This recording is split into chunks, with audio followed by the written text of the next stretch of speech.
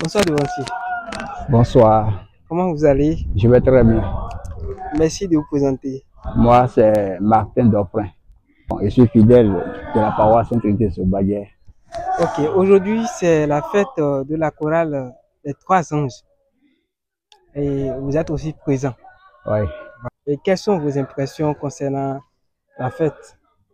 Ah oui, bon, c'est une bonne organisation. La fête, vraiment, ça se passe bien. Ouais, non. Il est normal en tant que choriste, à chaque moment, d'organiser une telle fête pour pouvoir s'acquérir aussi des instruments. Ouais, c'est dans l'objectif d'avoir d'autres instruments qu'on organise souvent ces fêtes pour avoir les moyens pour acheter aussi les instruments. Donc, et prend pas ce moment aussi rendre grâce à Dieu pour sa grâce et sa protection sur tous les choristes en réalité. Donc, c'est bien quand même et ça se passe très bien. Ok, vous dites que la fête se passe à merveille. Ouais. Est-ce à dire qu'il n'y a rien à corriger? Si vous allez soulever quelques insuffisances, peut-être pour les autres fois, les autres éditions, quelque chose à améliorer. Est-ce que tout est parfait? Ah ouais, bon, de vous à moi, on sait très bien qu'aucune œuvre d'homme, aucune œuvre de l'homme n'est jamais parfaite. Donc, tout ce que l'homme touche comme ça, tout ce que l'homme fait comme ça, il y a toujours des choses à faire. Donc, c'est progressivement, on tend vers la perfection. Donc, c'est pour dire que ce qui est en train d'être fait aujourd'hui n'est pas sans à retoucher. C'est vrai qu'il y a des choses à corriger, mais je crois que déjà à cette étape, c'est déjà quelque chose à applaudir et à saluer bien. Donc, dans les années à venir, ils vont prendre en compte aussi des choses qui aujourd'hui ne fonctionnent pas bien et progressivement ça va aller. Vous pouvez nous donner un exemple de quelque chose qu'on peut déjà corriger pour l'année prochaine ou bien pour les autres éditions? Bon, vraiment, c'est vrai. Surtout la sonorisation. Voilà, en griffe. La sonorisation, je crois que c'est un point culminant que les dirigeants de la chorale doivent vraiment penser à ça. Parce que c'est pas trop renforcé. Ouais, la sonorisation, la technique, voilà, c'est des choses à revoir. Sinon, le reste, c'est bien. Ok, peut-être c'est la raison pour laquelle ils sont en train de fêter dans le but aussi de... Justement, voilà, c'est bien vu. Ok, voilà. Merci beaucoup Devancier. Devancier, il y a une remarque que tous les Béninois ont fait. Cette remarque dit que quand on parle chaque fois de l'église du christianisme céleste, c'est le côté musical qu'on voit en même temps. Et ça m'étonne un peu. Aujourd'hui, comme vous êtes premièrement un instrumentiste international, vous êtes un maître, vous enseignez la musique, et voilà, vous êtes aussi un fidèle de la paroisse de l'église, d'une des paroisses de l'église du christianisme céleste. Voilà, vous allez nous donner le secret. Qu'est-ce qui est derrière, je vais dire, cette énergie musicale, et chaque fois, c'est seulement les fidèles de l'église du christianisme céleste qui sont à la tête de l'industrie musicale au Bénin. Même quand on parle de musique païenne, il y a peut-être un choriste qui est d'origine du christianisme céleste qui joue peut-être pour la personne. Vous voyez? Donc c'est vu de tout le monde, cet aspect-là. Vraiment, c'est vraiment pertinent le point. Aujourd'hui, ça vous mentir, on ne peut pas parler de la musique, que ce soit au Bénin, que ce soit sur le plan international. Ah, à l'international. Oui, à l'international aussi, sans les fidèles de l'église du christianisme céleste. Il n'y a pas. Il n'y a pas. Expliquez-nous, c'est quoi le secret? Est-ce que vous adorez le dieu de la musique, une déesse de la musique à l'intérieur? Non, loin de là, c'est la grâce de Dieu. Ah, c'est une grâce. C'est une grâce parce que encore le père fondateur de cette église, il fut aussi musicien. Il est trompettiste, donc c'est un instrumentiste. Voilà, donc ça fait que les anges de la musique aiment tellement l'église du christianisme céleste. Les anges de la musique adorent l'église du christianisme céleste. Donc ça fait que même quand tu vois un petit enfant déjà, dès le bas âge, on commence pas à jouer. Donc il n'y a pas... C'est vrai que ça étonne beaucoup pour cette question, pour dire, mais c'est quoi ça? Dans toutes les congrégations aujourd'hui, que ce soit même dans les lieux culturels, c'est les fidèles de l'église du christianisme céleste. Donc aujourd'hui, l'église est vue comme une école de musique. C'est une école de musique à l'étranger. Okay. Les gens reconnaissent l'église comme une école de musique au Bénin. Okay. Donc, avant que tu ne progresses dans la musique, il faut collaborer avec les musiciens de l'église Christian Céleste. Si tu veux chanter bien, en live, bien performer, il faut être ami avec les amis de Christian Céleste. Donc, c'est une grâce et c'est un don que Dieu nous a fait. C'est un don. On ne peut pas dire que bon, il y a un secret, il y a telle chose qu'il faut faire pour avoir ça. Dès qu'on nous consacre déjà, dès notre naissance, déjà la consécration, ouais, ces anges se collaborent avec nous. À travers le culte, il y a ces dons, on a ça en nous. Donc, c'est un peu ça. C'est une grâce. Okay, c'est une grâce. Vous parlez aussi de la naissance à la consécration. Oui. Donc, quand vous naissez, on vous présente à l'Éternel et que ce don immédiatement ou automatiquement... Déjà, l'enfant est né déjà, le premier jour, on commence pas à jouer dans les oreilles de l'enfant déjà. Donc, déjà, et pour celui qui nous écoute actuellement et qui veut peut-être, j'imagine, qui veut entrer aussi dans l'église pour bénéficier de cette grâce-là, mais lui n'est pas né dans l'église. Est-ce que lui aussi peut bénéficier? Est-ce que c'est possible? C'est bien possible. C'est possible. Ouais, parce que nous connaissons des amis qui ne sont pas chrétiens célestes, mais qui sont amis avec nous. Et une fois avec nous là, bon, on se change quoi. On se change. C'est vrai que les autres aussi font de la musique, mais avec nous là, on a plus de la facilité. C'est-à-dire, c'est les anges quoi, c'est Dieu même qui facilite ça. Donc, il n'y a rien de secret autrement. Donc, ceux qui nous écoutent actuellement et qui ont envie peut-être de faire la musique, ou de progresser dans la musique, il suffit seulement de faire avec les amis de Big Bowen, quoi. Ouais, c'est fini. Tout va aller bien, quoi. Donc, oui, c'est ça. Donc, c'est nous, les Akrabalan Toto. Ok, voilà. Merci beaucoup, Devancy. Nous sommes peut-être à la fin de cette interview avec vous. Est-ce que vous avez un point de vue, un mot de fin à... Oui, ce que moi, je dois adresser à tout le monde. Parce qu'on a parlé de la musique. La musique, surtout dans notre église, c'est pour adorer Dieu et non pour adorer autre divinité. Donc tout ce que nous faisons, tout concourt au bien-être de ceux qui aiment Dieu. Donc nous devons tout faire pour la gloire de Dieu. Et non pour se dire que bon, c'est nous, c'est ci, c'est... Donc là, ça implique certains principes. Parce que dans l'église, il y a des lois, il y a des préceptes, il y a des interdits. Mais quand tu es enfant, je dis bien digne enfant de l'église du Christian Céleste, tu dois véritablement respecter ces principes pour que le talent que Dieu t'a donné en tant que musicien, en tant que chanteur, puisse se révéler au monde entier. On connaît aujourd'hui des gens, des musiciens internationaux qui sont de l'église, mais qui sont un peu partout dans le monde. On ne peut pas parler de la musique aujourd'hui sans citer ces noms. Donc vous en connaissez plus que moi aussi. Donc nous allons dire à tous ceux-là, comme moi aussi, d'être soumis aussi aux principes de l'église. Et je salue aussi toute l'équipe du canal Transformation Vie. Voilà, CTV. C'est vraiment important. Donc, c'est une chaîne qui nous édifie tout le temps. Parce que moi, j'ai envie de vous suivre sur les réseaux sociaux, sur YouTube, Facebook, ainsi de suite. Donc, j'invite mes amis aussi à s'abonner à leur chaîne, à leur page, afin de les suivre. Et il faut leur donner aussi de la force à progresser. Que Dieu vous bénisse. Amen. Bonjour Devancy. Bonjour. Comment vous allez? Je vais super bien de votre côté. Ça va également. Merci de vous présenter. Merci beaucoup. Moi, je reprends au nom de Torso Rodrigue. Je suis surveillant général de la chorale les 3 ans de la paroisse Sainte-Trinité d'Abo et de Zobadier. Enchanté, monsieur le surveillant. Oui.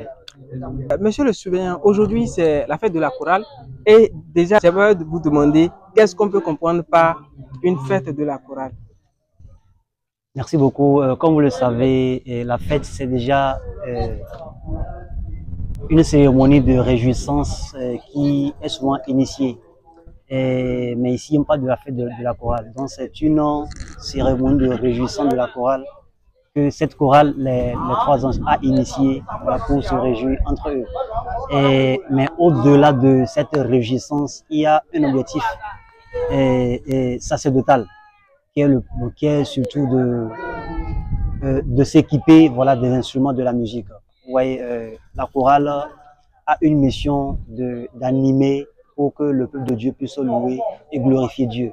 Donc ainsi, si le matériel de l'animation, par exemple des instruments ne sont pas bien mis en place, ça pose un problème d'animation. Et là, il faut qu'on puisse se mettre dans de bonnes dispositions pour que l'animation soit vraiment. Donc, c'est l'objectif principal de l'organisation de cette fête. Ok. Et vu comment les choses sont en train de se passer actuellement, êtes-vous satisfait du déroulement de la fête? Merci beaucoup. Parlant de déroulement, je crois bien que ça va bon train pour le moment. Parce que c'est quelque chose qui a été organisé. Et vous n'êtes pas sans savoir, mais il est un secret de polichinelle que la fête de la chorale dans la sous-région où nous sommes, ça se fait chaque 2 ans. Donc nous l'avions fait en 2023, nous sommes actuellement en 2025, donc c'est maintenant notre tour de réorganiser ça. Donc c'est quelque chose qui a été initié depuis 2 ans. Donc vous comprenez avec moi que l'organisation, ça a été mis en place depuis 2 ans. Donc ça se passe actuellement au Beau-Fils. Ok. Parlant des instruments, et quels sont les instruments qui sont actuellement dans votre liste pour cette fête, dédiée uniquement pour cette fête? Bon, pour cette fête, nous sommes en train de prévoir l'achat de la table de mixage, et des haut-parleurs et de l'équaliseur. Voilà un peu.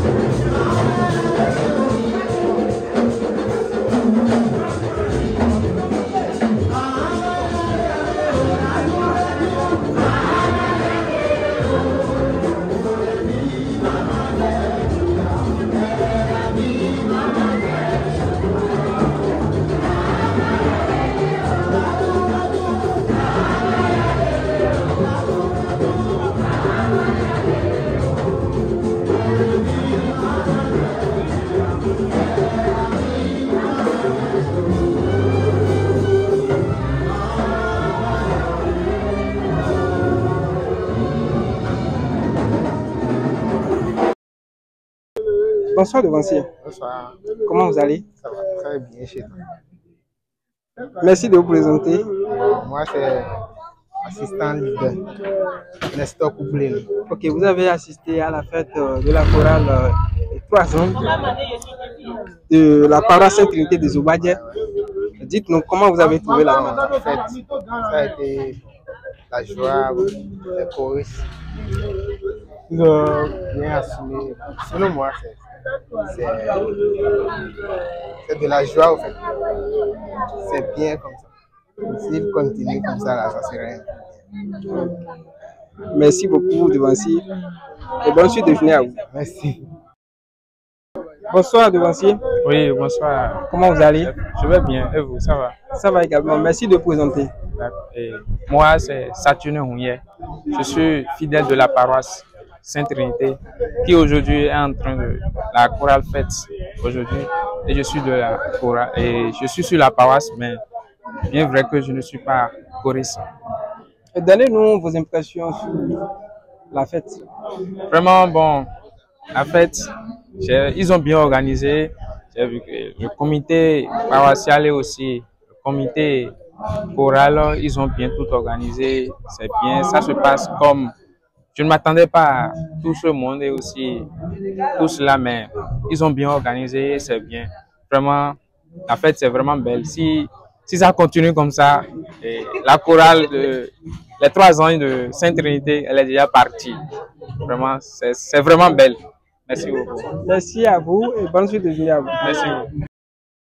Bonsoir, devancier. Bonsoir. Comment vous allez? Ça va bien chez vous? Ça va également. Faites-nous plaisir de vous présenter. Je suis leader Koublé Emmanuel. Je suis ancien de cette paroisse cette Trinité de Obadieh Centre. Et là, nous sommes en fait, la chorale de la paroisse est en fait un groupe très important et capital d'être présent, d'être compté parmi les présents de ce jour. Ok, merci beaucoup. Comment avez-vous trouvé la fête? Oh, la fête est belle. Je suis très heureux de revoir les anciens amis et les anciens touristes de cette chorale et je peux dire que tout se passe très bien. Ok, merci beaucoup, devancier. Merci.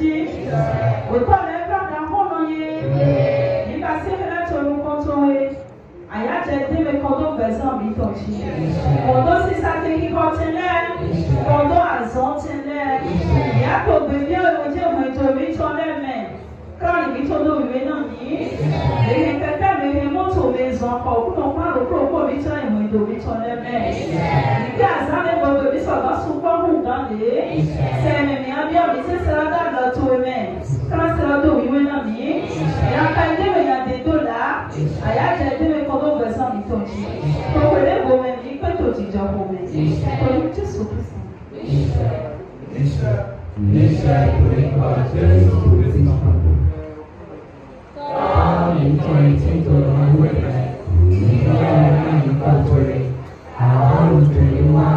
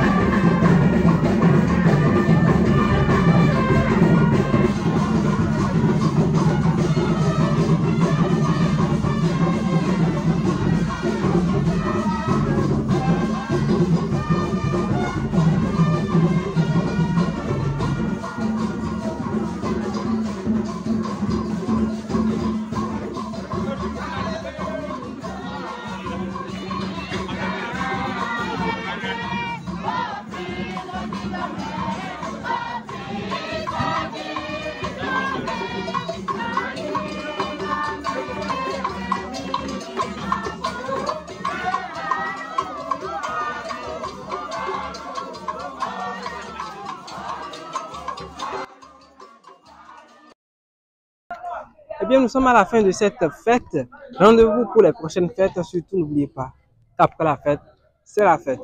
À la prochaine.